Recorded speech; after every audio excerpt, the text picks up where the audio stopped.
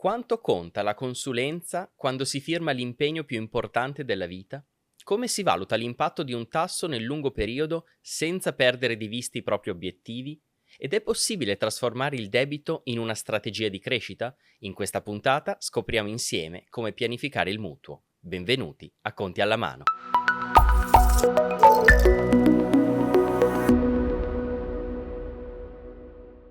Ciao, sono Gianluca Dotti e questo è Conti alla mano, lo spazio di BVR Banca Veneto Centrale in collaborazione con il Giornale di Vicenza dedicato all'educazione finanziaria che parla la lingua di tutti i giorni. In ogni episodio, insieme a un esperto della banca e a un ospite, esploriamo le scelte economiche che contano, dal primo risparmio alla tutela della famiglia, dal passaggio generazionale ai mutui, per dare risposte concrete ai progetti di domani. In questa puntata abbiamo con noi Leonardo, che è un operaio metalmeccanico, e Nicla, che è la vice responsabile dell'ufficio mutui di BVR, Banca Veneto Centrale.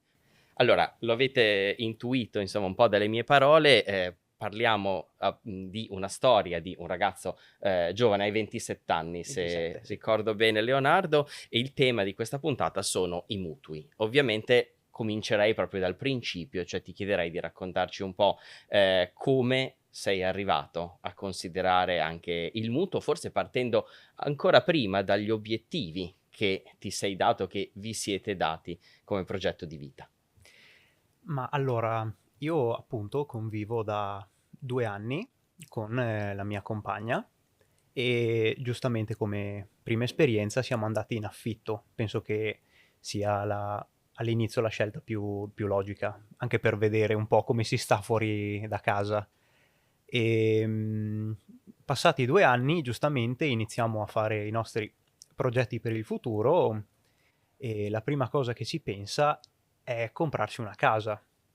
E mi chiedo, con i prezzi soprattutto che ci sono ora degli affitti, ha davvero senso comprarsi la casa in questo momento? Ha senso aspettare? Ci sono venuti un po' di dubbi, giustamente, quindi vorremmo approcciarci insomma con un esperto, vediamo anche lei cosa è in grado di raccontarci e di spiegarci. Insomma, l'esperto ce l'abbiamo, Nicla, Certo, insomma, la situazione penso sia abbastanza comune, quella che assolutamente Leonardo ci sì. stava raccontando. Quando è un momento in cui è opportuno iniziare a ragionare di mutui? Beh, sicuramente anche il cominciare ad andare in affitto, comunque a testare non solo la relazione ovviamente, ma anche il sostenimento di una spesa economica mensile è sicuramente il primo passo per capire quanto ci si può permettere, che spese si riescono a sostenere e se è una cosa che si può fare nel lungo termine o nel breve termine. Sicuramente quando si è in età giovani, si incomincia a lavorare, tendenzialmente si vive ancora a casa con i genitori, quindi il risparmio è alto e i consumi sono bassi perché non dobbiamo pensare all'affitto, all'eventuale mutuo perché nel caso ce l'hanno i genitori, consumi, bollette. Nel momento in cui poi si incomincia ad avere una vita autonoma e indipendente, ovviamente i consumi crescono e oscillano poi nel corso del tempo. Quindi se ti trovi in un momento in cui hai il tuo contratto di lavoro a tempo indeterminato, hai una sicurezza, una stabilità economica, poi sicuramente nel corso del tempo il reddito tenderà ad aumentare con l'esperienza del lavoro, con quello che si riesce ad accantonare nel corso del tempo, si possono cominciare a fare questo tipo di ragionamenti. Poi si ragiona, sono da solo, siamo in due, qual è il reddito che ho a disposizione che posso investire per l'acquisto di una casa, che è a parte il sogno di tanti di noi, anche una necessità, perché effettivamente stare in affitto per tanti anni uno può pensare sto buttando via soldi, mentre in realtà se compro una casa, la casa è mia, ci faccio quello che voglio, ho più disponibilità di farci quello che voglio anche nel corso del tempo. Quindi il tuo momento storico, lavorativo, personale è perfetto, sei un ragazzo giovane, ci sono un sacco di incentivi per l'acquisto della prima casa e sicuramente si può incominciare a ragionare su mutuo ipotecario. Che cos'è un mutuo, l'ipoteca? Sono parole che a volte spaventano, ma in realtà è molto più semplice di quello che pensa, anche se ci sono molte specifiche all'interno. Innanzitutto si tratta di un finanziamento a medio e lungo termine, quindi non parliamo di finanziamenti brevi, 2-3 anni, si parte da un minimo di 5 anni fino a un massimo di 30. Quindi è sicuramente un finanziamento che impiega gran parte della nostra vita. Tendenzialmente una casa si compra nel corso della propria vita, oppure magari poi la cambia, allora la vende, una però se ne riprende, salvo che uno non voglia fare l'investitore o comunque non lo faccia anche a scopo speculativo, però tendenzialmente uno si compra la sua casa, e quindi è importante fare dei ragionamenti perché ci accompagnerà per tanti anni ancora a venire. Cosa si fa per chiedere un mutuo ipotecario? Intanto, se vediamo già un appartamento, una casa che ci piace, bisogna capire quanto ci possiamo permettere di pagare per questa casa, perché magari può essere il sogno di tutti avere una villona con la piscina, però purtroppo bisogna anche fare i conti con la realtà. Quindi ci si approccia alla banca e che cosa si va a chiedere? Allora, Nicla, insomma, abbiamo messo insieme un po' di considerazioni, no? Di carattere personale, di carattere professionale, sogni che si hanno, ovviamente considerazioni di carattere immobiliare, e poi si arriva a un certo punto alla volontà di dare concretezza al sogno, per esempio, insomma, della prima casa. Allora, Leonardo, partendo dal tuo caso anche personale, quali sono le domande che ti vengono in mente, quali sono le questioni, poi magari proviamo insieme a Nicla una a Certo. una a smarcarle. Beh, innanzitutto il budget, quanto veramente posso permettermi non solo mensilmente, ma proprio quanti soldi posso chiedere massimo alla banca, perché magari uno parte subito a 1000, dice ho visto una casa da tot, da cifra X, senza specificare, poi va in banca e dice no, non te li possiamo dare, quindi io mi chiedo, ha senso prima individuare l'immobile e magari già costruirsi un po' delle aspettative che poi vengono subito cancellate, oppure è meglio prima chiedere giustamente alla banca, dire col mio reddito, con le mie spese, magari ho dei finanziamenti accesi, quanto posso chiedere al massimo, quanto posso avere di rata, così magari si inizia già ad avere una cerchia di ricerca molto più ristretta. Insomma, si parte dall'immobile o si parte dalle cifre? Sarebbe meglio partire dalle cifre. Ok. Quindi si prende il proprio reddito banalmente a disposizione e si incomincia a spuntare quali sono le mie spese fisse mensili. Si parte anche dal calcolo della rata del telefono preso a rate, della lavatrice presa a rate. Perché? Perché il nostro reddito disponibile non può essere del tutto eroso dal mutuo ipotecario o da un finanziamento che uno fa. C'è il finanziamento dell'auto, quindi si incomincia a sommare il finanziamento dell'auto, il mutuo ipotecario, il telefono preso a rate, la lavatrice, quanto mi resta a disposizione? Ecco, non è uguale per tutti, perché se pensiamo anche ad esempio al costo della vita, vivere a Verona, vivere a Vicenza non è come vivere a Milano, e quindi la banca, grazie insomma alle informazioni che il cliente fornisce in modo autonomo e spontaneo, poi con altri strumenti che poi magari andremo a individuare, si va a determinare quanto ci si può permettere di rata. Quindi poi si fanno anche dei ragionamenti diversi. Sono da solo che compro casa o siamo in due? E se siamo in due, potremmo essere in tre? O oggi, tra un anno, tra 5 anni? Ripeto, il mutuo ipotecario può durare fino a 30 anni, quindi magari in questo momento della nostra vita abbiamo determinate spese, dei bisogni, delle necessità, che nel corso del tempo variano. Se il nucleo familiare parte da due e arriva un bambino, sicuramente i consumi sono più alti, quindi la banca, partendo dal reddito che uno ha disponibile, fa delle valutazioni di quanto può impiegare al massimo la rata del finanziamento affinché sia sostenibile, per non andare a sovraindebitare il cliente, per non metterlo in situazioni di difficoltà che lo vanno poi a vincolare e a cascata ne potrebbe andare a risentire anche il finanziamento. Tendenzialmente l'importo della rata del mutuo non dovrebbe superare il 30% del reddito mensile a disposizione. Quindi poi si sommano tutte le spese che uno ha e si capisce quanto più o meno ci si può permettere. Il fatto di essere già in affitto, ad esempio, è un punto a favore, possiamo dire, perché stai già testando la tua disponibilità mensile, come impieghi il tuo reddito. Quindi tendenzialmente, se il tuo affitto per te è sostenibile, per voi se siete in due o in quanti si è sostenibile, tendenzialmente una rata che si avvicini a quello che uno sta già pagando è un buon segnale, perché la sostenibilità finanziaria è già testata. Quindi meglio partire da quanto ci si può permettere mensilmente, In base a quello poi si fa un ragionamento più esteso, anche se si vuole andare a cercare un immobile, se non lo si è già individuato, almeno uno sa su che cosa può andarsi ad orientare. Grazie Nicla, perché ci hai dato insomma anche delle frazioni del reddito che aiutano sicuramente a Certo. orientarsi, e poi l'importanza del progetto di prospettiva non solo professionale ma anche familiare, quindi con Sì. l'allargamento del nucleo che insomma incide, immagino non poco anche, anzi sulle finanze domestiche. Ecco, Leonardo, di solito quando si parla di mutui, al di là dell'importo, della cifra e quindi della rata, ci sono altre cose che spesso si sentono raccontare, per esempio la scelta del tipo di tasso, eccetera. Ci sono degli aspetti che più di altri ti lasciano, diciamo, dei punti interrogativi? Sicuramente la scelta tra tasso fisso e tasso variabile. In questo momento io che appunto non me ne intendo di mutui, di prestiti, per me avrebbe senso, poi magari lei mi spiegherà, io mi potrò anche ricredere, per me avrebbe senso scegliere il mutuo a tasso fisso, perché semplicemente tu sai che da lì a X anni, per quanti anni farai il mutuo, sai che avrai quella spesa.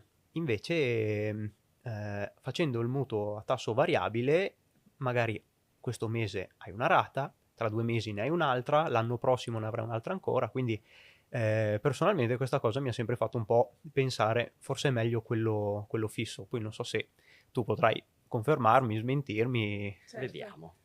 Beh, allora, la distinzione tra il tasso fisso e il tasso variabile è una questione annosa che si trascina da sempre. Insomma, si tende di solito magari a demonizzare il tasso variabile rispetto al tasso fisso perché giustamente se uno lo guarda da fuori in modo, non dico superficiale, però per come stanno le cose, effettivamente uno dice: ho il mio mutuo a tasso fisso, la mia rata è sempre quella, non cambierà mai nel corso del tempo, sono sicuro, sono tranquillo che la mia spesa sarà sempre solo quella. Però non è sempre tutto giusto, tutto sbagliato, il tasso variabile non è da demonizzare. Banalmente, anche appunto la banca nel momento in cui si trova un cliente davanti, un potenziale cliente, deve capire quali sono le necessità, perché il tasso variabile è un tasso che è sempre allineato al mercato, quindi nel caso, se ci sono dei periodi di recessione o di espansione, giustamente i tassi si muovono, il parametro che si prende come riferimento per i mutui a tasso variabile, che è l'Euribor, ha una rilevazione mensile, quindi il tasso variabile è più adatto a chi ha piacere e vuole avere un tasso sempre in linea con il mercato e può beneficiare anche di riduzioni del tasso di interesse. Se prendiamo ad esempio una lunga scala di tempo, come può essere i 30 anni di un mutuo ipotecario, se lo stipuliamo a tasso fisso, quel tasso resta stabile per tutti i 30 anni, la mia rata sarà sempre solo quella. Il variabile nel corso dei 30 anni, abbiamo visto un po' di anni fa c'è stata una pandemia, c'è stato un calo drastico dei tassi. Se pensiamo appunto in un orizzonte temporale molto più grande, tendenzialmente ci sono dei benefici nel fare il mutuo a tasso variabile, perché appunto il mercato si muove, i tassi si muovono e quindi si può beneficiare di riduzioni di tasso. È vero, la rata può anche aumentare da un mese all'altro, perché si è allineati con il mercato. Il mutuo a tasso fisso è tendenzialmente più costoso, perché non stiamo pagando solo la remunerazione del denaro, stiamo pagando anche la sicurezza del tasso che abbiamo. Quindi anche qui non è per forza buono il tasso fisso e per forza male, cattivo il tasso variabile, dipende dalle esigenze che uno ha. Se il cliente, se io so di non potermi permettere neanche un euro in più sul mio bilancio mensile, il tasso variabile non è la scelta più adatta per me, anche se potenzialmente in futuro ne potrei beneficiare. Quindi non è da demonizzare né l'uno né l'altro, sono comunque delle scelte che si fanno. Ovviamente uno può cambiare idea anche durante il corso di vita del mutuo, il mutuo non è stabile, non è così rigido, immutabile, si può cambiare, però dipende dalle esigenze di ognuno. Ripeto, se si è tirati oppure non si è propensi al rischio, banalmente, pur avendo la possibilità di spendere in più ma se non si è propensi al rischio, si è avversi, non è la scelta più adatta, perché dopo, oltre a risentire da un punto di vista economico, poi ci sono anche tutte le conseguenze che l'avere una rata per decine di anni a venire può avere su di noi, sul nostro futuro, su come poi impegniamo il futuro nostro. Grazie Nicla, anche insomma, per aver raccontato non solo il caso specifico di Leonardo, ma anche quali sono, insomma, diciamo, un po' di macro criteri con Sì. cui ci si può orientare sia dal punto di vista strettamente finanziario, ma poi è forse ancora più importante dal punto di vista umano, no? Della tranquillità. Assolutamente, assolutamente. Ecco, a proposito di questo, perché comunque si tratta di un progetto, quello del mutuo, che si prolunga nel tempo per molto tempo, quindi è importante vivere questa operazione in modo tranquillo, in modo sereno, no? Quali sono, se ci sono, gli elementi che più ti danno preoccupazione o viceversa, quali sono le tranquillità che vorresti avere? Allora, tranquillità, la prima cosa che mi viene in mente, appunto, per me personalmente sarebbe il tasso fisso per essere sicuro di tutte le spese che avrò nei mesi a venire. Perplessità, forse magari anche la valutazione dell'immobile, nel senso, io vengo trovo una casa che mi piace, l'hanno messa in vendita a Un certo un prezzo? certo prezzo, e quando invece magari si fa, poi cioè, non so se effettivamente sia così, magari, cioè, è un mio pensiero. Approfittiamone per No, capirlo esatto. meglio. Poi magari quando si va a fare la perizia, si scopre che magari l'immobile ha dei problemi, magari non ha l'impianto a norma, magari ha un'ipoteca su addirittura, quindi il suo valore è diverso. Quindi in quel caso io quella casa non la posso più comprare, oppure vale, esempio, 200.000 euro, voi la valutate 150, gli altri 50.000 dovrei metterli di tasca mia.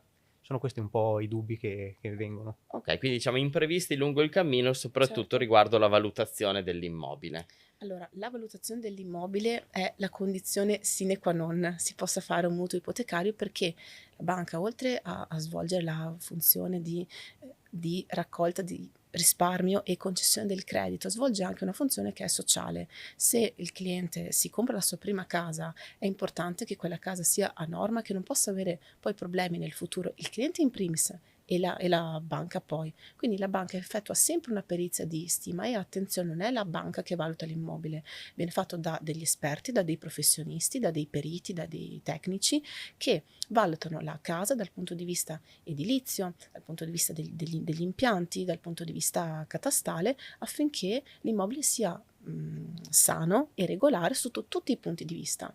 Anche perché, attenzione, il prezzo a cui un venditore mette in vendita il proprio immobile potrebbe non rispecchiare il suo effettivo valore di mercato, perché ad esempio magari ci può essere un valore che è affettivo, e quindi il venditore, magari la casa ereditata da tempo, non è disposto a cederla ad un prezzo più basso di quello che lui ritiene giusto, ma non è detto che quell'immobile abbia effettivamente quel valore lì, oppure potrebbe venire fuori che vale di più. Quindi la banca sicuramente, per poter concedere il mutuo ipotecario, si valuta la disponibilità mensile del cliente, quanto ci si può permettere, e soprattutto se l'immobile è finanziabile oppure no. Quindi mettiamo caso che viene fatta la perizia di stima, l'immobile ha una valutazione che è congrua e congruente con il prezzo di acquisto di mercato. Quanto può dare la banca al massimo? Tendenzialmente la banca dà fino all'80% del prezzo che serve per comprare quell'immobile lì. Salvo altri casi, si può andare anche oltre l'80%, grazie eventualmente all'aiuto di garanzie pubbliche o di garanzie che possono essere aggiuntive, che soprattutto per i giovani, che è un tema che negli ultimi anni è tornato molto, molto caldo, molto comune, è il fondo Consap per l'acquisto della prima casa, che consente alla banca di arrivare a concedere fino al 100% di quello che l'immobile costa e quindi il cliente di fatto tutto ciò che gli serve per comprare la casa lo può ottenere dalla banca, perché c'è una garanzia aggiuntiva che tutela la banca in caso di insolvenza poi del debitore.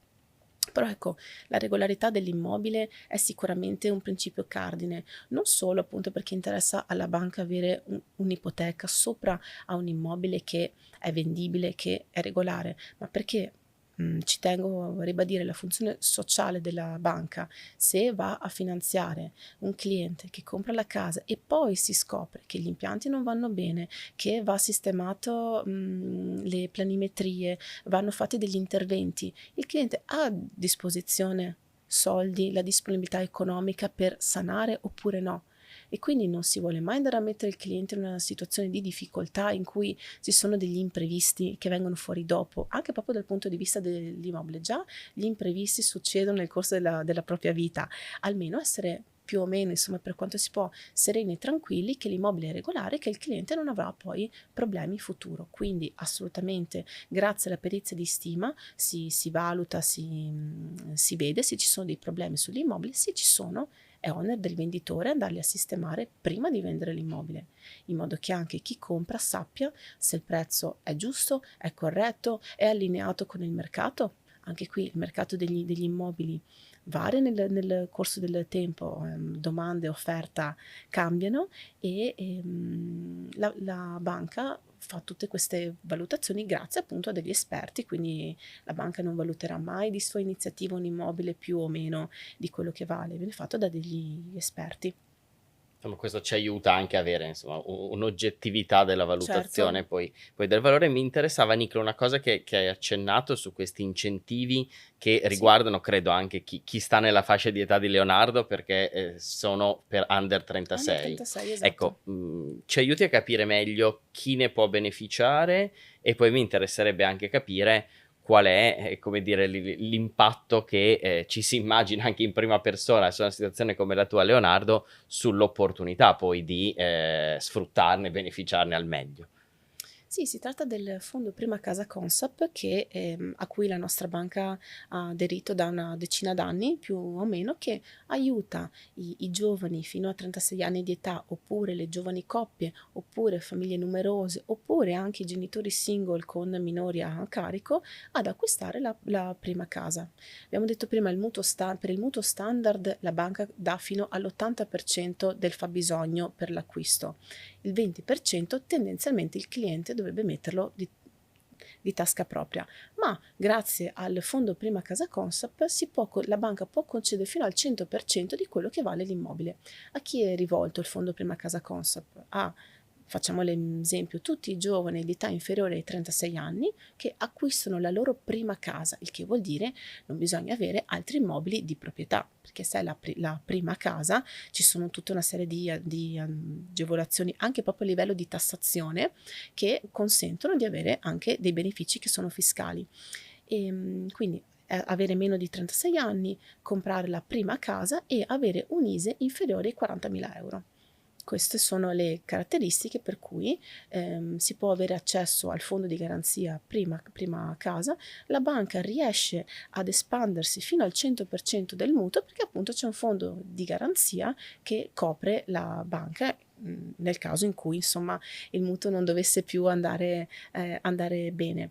E ovviamente si può comprare una casa, quindi un immobile che è residenziale, quindi non uffici, non capannoni, non terreni, che sia una casa, che sia un appartamento, comunque un immobile che è residenziale con le pertinenze, quindi il garage, la cantina, il giardinetto, che quindi anche questo copre insomma una buona percentuale dei mutui che anche il nostro istituto va a concedere, perché insomma abbiamo detto prima, tendenzialmente una casa si compra nel corso della vita, è giusto incominciare già in giovane età a pensare al finanziamento e essendo che si è nel range giusto di età, di fascia di reddito e con un immobile che ha le caratteristiche per poter rientrare in questo fondo, conviene insomma farci un ragionamento.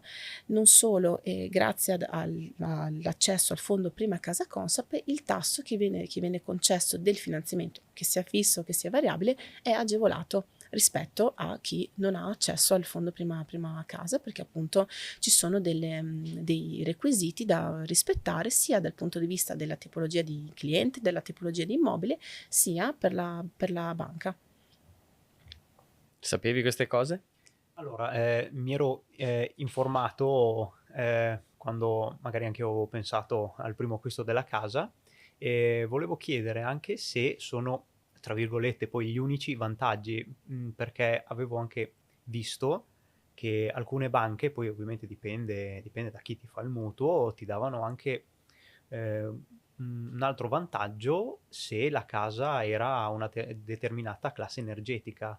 Non so, dalla B in su, poi A1, A2 e ti davano addirittura altri vantaggi, come magari, non so, una riduzione ulteriore del tasso oppure lo sconto sulle spese accessorie della banca. Non so se anche è questo il vostro caso. Sì, Lo assolutamente. è. Lo è, assolutamente. Allora, tutto un po' il mondo sta andando verso una transazione un po' più green e quindi sicuramente lo vediamo anche sulle nuove costruzioni che vengono effettuate. Sono quasi tutte ad alta efficienza energetica, con i pannelli, con domotica, insomma, si tende a costruire case con un'alta efficienza energetica per appunto una transazione un po' più green che impatta tutti, impatta anche il mondo dei mutui e dei finanziamenti. Banalmente, avere in ipoteca in garanzia un immobile ad alta efficienza energetica è più appetibile rispetto ad un immobile che non ha tali caratteristiche. A maggior ragione, quindi, la banca tende, e noi in primis, ad incentivare l'acquisto o anche la ristrutturazione di immobili che hanno una classe energetica alta. Sicuramente, quindi, nel momento in cui ci si trova a finanziare l'acquisto di un immobile ad alta efficienza energetica, si sconta il tasso, si scontano le spese istruttorie e si parla di mutui cosiddetti green. Non solo per l'acquisto però di nuove costruzioni, se pensiamo, possiamo anche avere il caso in cui ho ricevuto in eredità dal nonno, dallo zio, da un parente un terreno, ho piacere di costruire sopra la prima casa, quindi devo partire proprio dal terreno, dalle fondamenta ed arrivare poi ad una abitazione. Ecco, la banca finanzia anche questo tipo di operazioni, si chiamano operazioni a stato avanzamento lavori, ossia si danno i soldi un po' alla volta per andare a costruire una nuova abitazione. Ovviamente quando si parte c'è solo il terreno, ma quando si arriverà al tetto, si arriverà ad avere tutto pronto. La casa sicuramente avrà un'alta efficienza energetica perché viene costruita con i nuovi standard che anche le imprese di costruzione hanno e quindi anche lì ci sarà un'ulteriore agevolazione sul tasso. Se non si sconta all'inizio perché si parte da una base non green, si arriva poi ad una situazione green, la banca fa anche degli sconti, delle riduzioni in un momento che è successivo. Quindi sicuramente si tende ad agevolare l'acquisto di certi tipi di abitazione. Nulla vieta comunque appunto di andare a finanziare anche immobili non ad alta efficienza energetica che magari lo potranno essere in un futuro. Uno può anche farsi i lavori in autonomia, si monta i pannelli, migliora le condizioni della propria casa. Dopo un tot di anni da quando ha fatto il mutuo, può ripresentarsi in banca e dire: guarda, siamo partiti da una situazione non proprio ecologica, ora però ho migliorato, possiamo fare un qualcosa. Certo, si può sempre fare un qualcosa per appunto andare ad agevolare la transazione green. Ok. Queste agevolazioni uno le può avere anche, non so, per ristrutturare oppure anche per, non so, per esempio prendiamo una casa in campagna, una vecchia stalla dismessa, io lì voglio costruire la mia casa, nel senso tenere lo scheletro e però adibirla ad abitazione. In questo caso la banca può sempre dare una mano oppure se ne occupa un'altra ente? No, la banca aiuta, allora lasciamo stare tutte le necessità urbanistiche, catastali del passare da una stalla ad un'abitazione. Comunque certo, appunto si parla di mutuo a stato avanzamento lavori in cui un po' alla volta o si costruisce o si ristruttura o si cambia, si migliora. La banca accompagna anche in questo tipo di finanziamenti che sono impegnativi per il cliente, sono anche impegnativi per la banca perché bisogna proprio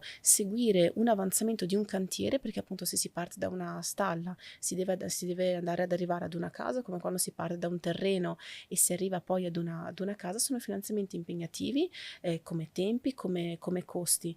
Non vengono fatti spesso, perché appunto magari non tutte le banche sono disposte a seguire un avanzamento di un cantiere così, però assolutamente la banca può seguire il cliente anche in queste casistiche. Ovviamente non si parla più del fondo prima casa Consap, non si parla più di un mutuo green, perché nel momento in cui si va a sottoscrivere non lo è, lo sarà poi in futuro. Però ci sono varie caratteristiche, la banca ad esempio non è il nostro caso, però finanzia anche proprio le imprese di costruzioni che partono da niente e costruiscono i condomini, che costruiscono piani di lottizzazione bifamiliari, trifamiliari, dei quartieri interi. Quindi la base di partenza può essere qualsiasi cosa.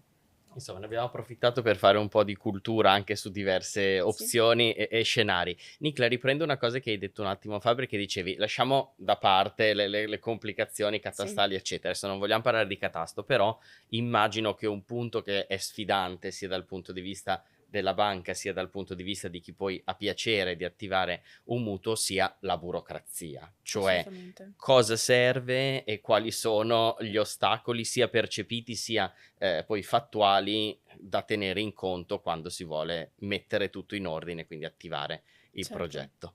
Allora, partiamo da un presupposto. La regolarità urbanistica e catastale deve sempre essere fornita e garantita, non solo per la banca che finanzia il mutuo, perché uno può comprarsi tranquillamente casa senza fare accesso a un mutuo, se ha le proprie finanze, la famiglia, la base, quindi è sempre importante però che l'immobile sia regolare e che al catasto sia tutto ok, che le planimetrie siano a posto. Se non c'è la banca che può fare un'ulteriore verifica, chi lo fa? E qui entra in gioco il ruolo del notaio. Ecco, non esiste mutuo ipotecario senza il ruolo del notaio, perché il mutuo ipotecario prevede come garanzia primaria l'ipoteca che viene iscritta nei pubblici registri. Il mutuo ipotecario è un atto pubblico, serve un ufficiale pubblico che dia correttezza giuridica a ciò che si va poi a sottoscrivere. Anche nel caso non ci sia il mutuo, c'è comunque una compravendita e quindi la regolarità va verificata.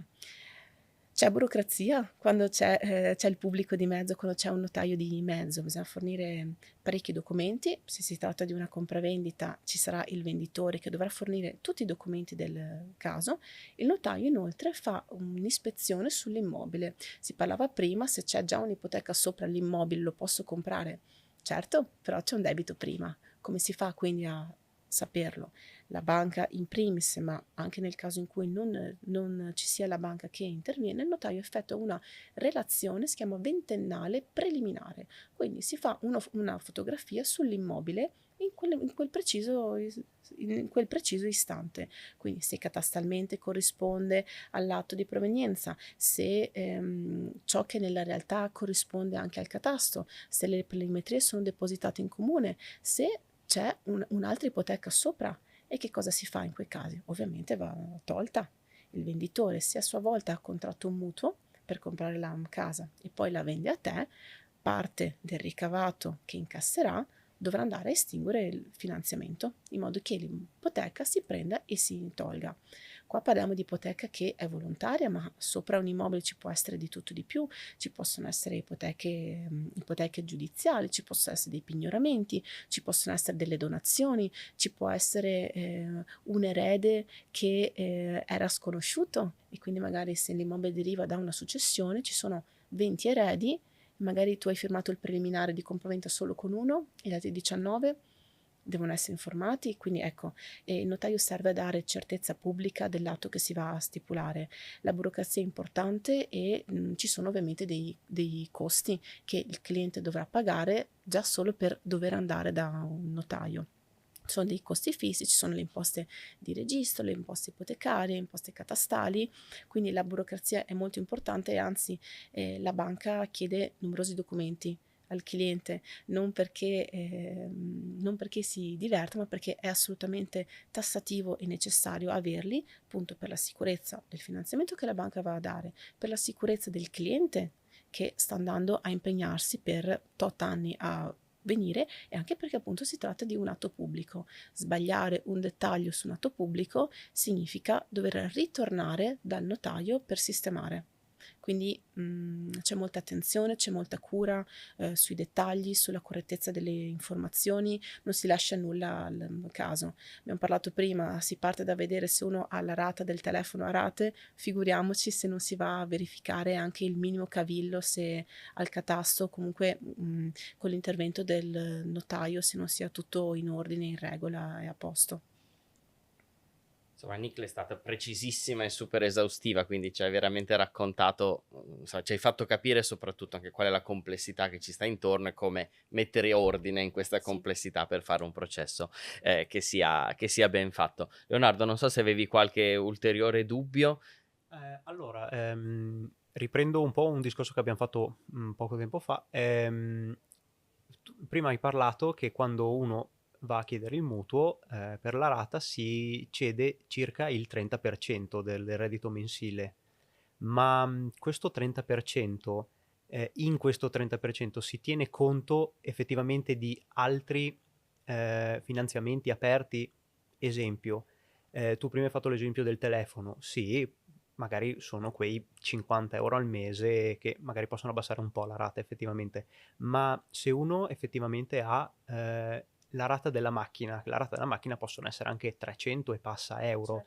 Certo. Come si procede in questo caso? Cioè viene preso il reddito mensile, tolti i 300 euro e fatto un 30% lì, o i 300 euro ipotetici della rata della macchina sono già dentro il 30% massimo che uno può... Ok. può Allora, fare? diciamo che la rata del finanziamento in richiesta non dovrebbe superare il 30% del reddito mensile a disposizione, quindi la rata del finanziamento.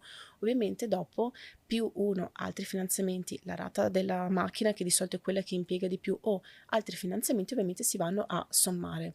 Quanto quindi mi posso permettere al mese? Anche qui dipende, la banca fa delle valutazioni andando a prendere ad esempio le soglie Istat. Qual è la soglia di povertà al di sotto della quale non si deve andare, per non andare a sovraindebitare il cliente. Se uno è già impegnato con una rata da 300-400 euro al mese per il finanziamento dell'auto, il reddito che resta disponibile per un'eventuale rata di un mutuo ipotecario è ovviamente più bassa. Cosa si fa in quei casi? Allora, o si aggiunge un altro cointestatario del mutuo, quindi ad esempio c'è più reddito a disposizione, oppure si può vedere se il cliente riesce a diminuire le rate che ha in corso. Magari uno ha contratto vari prestitini durante il corso del tempo, si cerca magari di chiudere in modo da ripristinare il proprio margine disponibile. Quindi la rata del finanziamento non dovrebbe, dico non deve, non dovrebbe andare a superare il 30% del reddito mensile a disposizione. Dopo ovviamente si fanno anche dei ragionamenti diversi, se ci sono delle voci di straordinario all'interno della busta paga, se c'è del risparmio accantonato. La banca chiede un sacco di cose, come abbiamo detto prima, le buste paga, gli estratti conto, come uno impiega il proprio reddito a disposizione. Quindi si cerca comunque di creare, perché si crea un finanziamento che sia sostenibile per non sovraindebitare il cliente, per non mettere in una situazione di difficoltà, anche perché dopo altrimenti la concessione del credito che la banca fa non diventa più etico, ecco, da un certo punto di vista. Ci sono delle normative, sono dei codici, delle normative italiane, europee, quindi si cerca di fare una panoramica di tutto ciò che un cliente ha sul piatto, e da lì si parte. Da lì poi si passa all'immobile, si passa alla scelta del tasso e a tante altre valutazioni. Quindi però ovviamente più rate uno ha, meno reddito ha disponibile. Questo però se ci pensiamo a prescindere dal mutuo, perché anche stando in affitto tutte le altre spese fisse o variabili si sommano, e quindi purtroppo sempre gli stessi conti devono venire fuori, ecco. Insomma, Nicola, ci hai dato dei parametri orientativi, ma allo stesso tempo mi permetto di parafrasare: la valutazione non può che essere sul caso specifico della Assolutamente. persona, tenendo in conto, insomma, esigenze di carattere finanziario, ma anche personale, progetti di vita, eccetera. Nicla, un'ultimissima cosa, visto che insomma quotidianamente hai a che fare con situazioni come quella di Leonardo, ma anche come quelle di tante altre persone, qual è il falso mito più duro a morire quando si parla della stipula di mutui? Quello che più spesso ti senti dire, ripetere, ribadire, dici no, non è così. Beh, sicuramente che il tasso variabile è cattivo, il tasso fisso è buono, questa è difficile da scardinare, però l'abbiamo già detto, dipende dalle necessità che uno ha, da quello che vuole ottenere. E un altro falso mito è che la banca mi porta via la casa se incomincio a non pagare più il mutuo. Ecco, qui ovviamente entriamo in temi un po' più spinosi, però comunque la cosa importante da sapere, da ricordare è che il primo obiettivo della banca è sempre andare a ripristinare nel caso manchi, o comunque andare sempre a garantire la regolarità della posizione. Prima di arrivare ad una fase di contenzioso, la banca le prova tutte prima di portare via la casa, cosa che comunque non avviene, ci sono delle procedure che passano per il tribunale, però ecco, qua parliamo di cose buone e positive, però ecco, sicuramente il primo obiettivo della banca non è mai quello di mettere in difficoltà il cliente, anzi ci sono vari strumenti che durante il corso della vita del mutuo ipotecario, ma come di altri finanziamenti, la banca adotta e pone in essere per venire incontro al cliente, perché l'interesse della banca è il cliente, non è di per sé l'immobile, non è, sì, è il cliente in primis, la sua regolarità e la correttezza dei pagamenti e della vita del cliente e della vita anche del finanziamento, sempre per tornare sull'importanza della questione della leva sociale che ha la banca nei confronti del cliente, soprattutto la nostra che è una banca del territorio e che quindi il suo primo obiettivo è proprio il benessere dei clienti. E qui in questo spazio di Conti alla mano in cui facciamo insomma educazione finanziaria, ovviamente il messaggio che ci fa piacere far passare è anche quello di una progettualità ben costruita, un'analisi attenta, la consapevolezza anche di tutti quei parametri, quegli aspetti di cui è importante tener conto fin dall'inizio per avere insomma un percorso e un futuro che sia il più possibile orientato e ben definito. Allora, siamo arrivati alla fine di questa bella chiacchierata, devo dire davvero ricca e interessante, anche insomma di spunti anche pratici, insomma, che sono sicuro aiuteranno chi ci sta seguendo. Lasciatemi ringraziare ancora una volta Leonardo che ci ha portato insomma la sua storia, anche un po' le sue progettualità e curiosità, e Nicla che lo ricordiamo è la vice responsabile dell'ufficio mutui di BVR Banca Veneto Centrale. Grazie ancora per essere stati a Conti alla mano. Grazie a voi. Grazie a voi.